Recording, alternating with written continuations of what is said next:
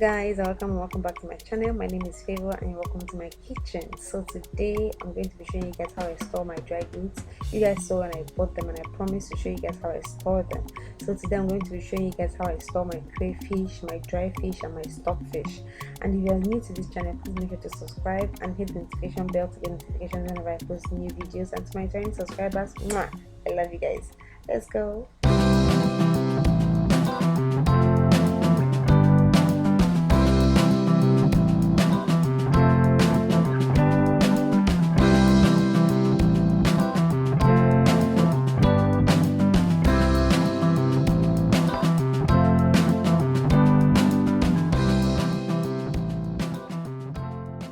So this is the stockfish okporoko. This is not the only one. This is not the only type I bought. This, what we call this, is the inte. That is the ear. We used to call it inte. The ear of the fish. I don't know why we call it the ear of the fish, but yeah. So meanwhile, hi guys. So I bought this particular one. I bought this one for 15,000. You can imagine. I bought this. Imagine, God, the market is very crazy. I bought this for 15,000 naira. So I'm going to be showing you guys how I store these things for a very long time. And then I also bought this. This is called the flesh. We call this one the flesh. See how fresh and sweet it is looking. I cannot wait to start cooking with you guys. Anyway, okay, yeah, I bought this for say how much? 22,000 naira. I bought this one for 22,000 naira. Meanwhile, I bought this for 15,000. Whew. Yeah, and so we see market. So let's start storing. Let's start packing these things up for storage. But the storage is not so difficult. This is what I used to store. You can get any Ziploc. This is the one available, always available where in the stores that I buy from. The main Ziploc you can find it in the market, but when I was buying this, I buy it in bulk. Anyway, so what I just do is I pack it up. Meanwhile, this came in some kind of nylon. Usually I would store it in that nylon, but what I've realized is that, or bag, nylon, waterproof, whatever you want to call it, what I've realized is that the bag over time gets to tear because it's not strong. Let me get the bag, let me find it. Yeah, they sell it in bags like this, so you can actually store it in this kind of bag if you don't buy this. But this is not really expensive. This is a pack of 20 and I bought it for 1.8, so it's not really expensive. But you can also store yours inside this one, but the only thing is that over time it tears. See this piece, before you know it starts to tear from here. So that's what I always try to avoid. I like my things prim and proper. So yeah, I just pack them in these bags. See, there's no beautification in this whole thing. Just to pack it, just get it inside the bag. That's all you need. I don't know if you're seeing what I'm doing clearly or very well, but yeah. So I just pack it until the bag is almost full. I don't like to feel the bag. I don't really like to feel the bag, so that I'll be able to lay it flat in my freezer.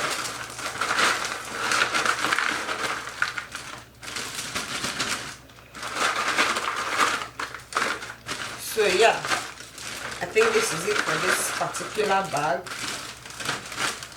Yep. And you zip it, and voila, you're done packing this one. See, I like to lay it flat, so I store this in the freezer, and you must not store it in the freezer. That is why it is necessary that you buy a very good and very dry fish, because if it is not very dry, before you know it starts to spoil. But what you can also do is many people would go and sun dry it, which is not bad. But if you have a net or something you can use to cover it to prevent flies from like perching on it, please do. Or you can actually, if you notice that yours is not really dry, but most times stockfish used to come dry. The ones that don't always come dry, if you're not careful, is the dry fish. I'll also show you how I store them. So yeah, just put it in the bag and throw it inside your freezer. But if maybe you don't have a big freezer that can contain a lot of things, you can actually just store it in bags and look for where to put it in your house. But put it in a space where I know you're not seeing my face, but just bear with me. You put it in a space where it is not going to, where there's not too much heat. Yeah, try to give it space. In my mom's house, she doesn't do all this whole, she will tell you these are pretty things you're doing. So what she does, she gets what we call ngiga, and there's one she bought for me when she came for Mugo for the first time. If I find it's still here, I think, I'm not sure, but if I find it, I will show you guys what it looks like. You can actually store it in that.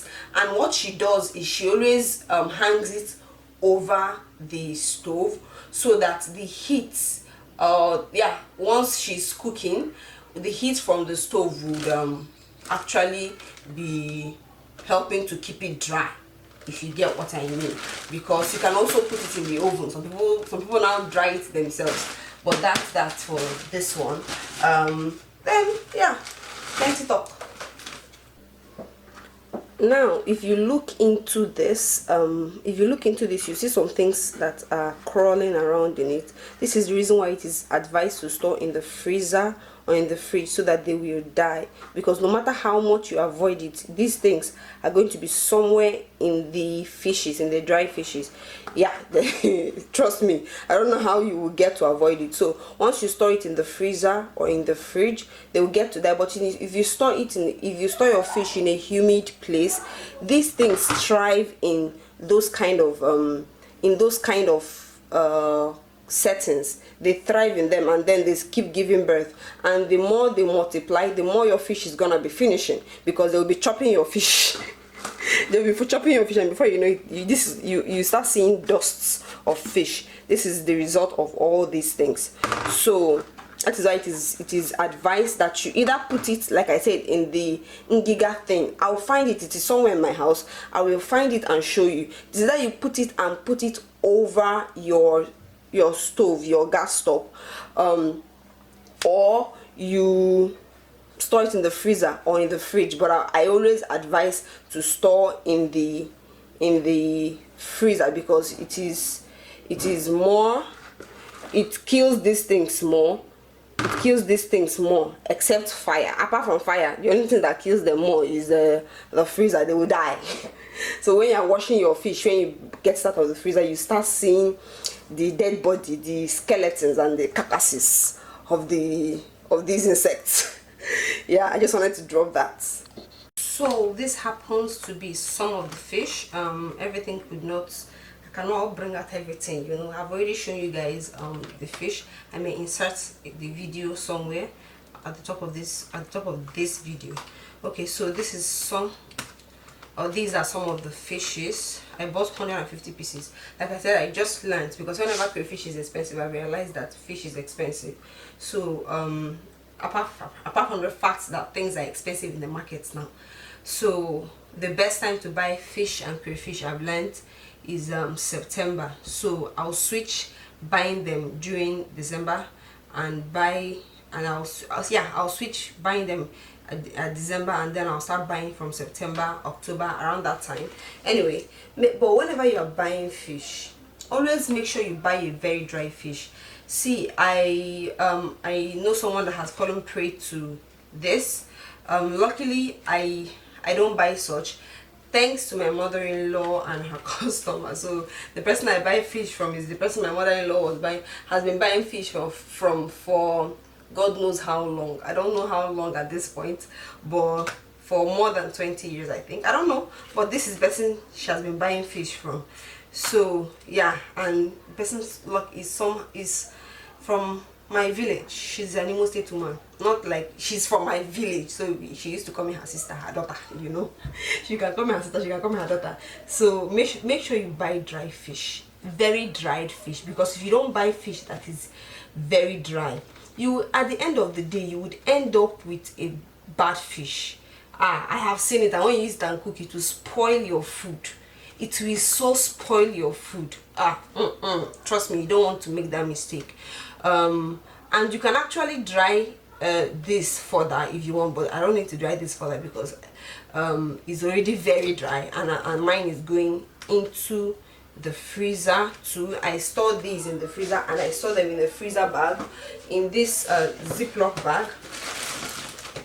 I store them also in this Ziploc bag. So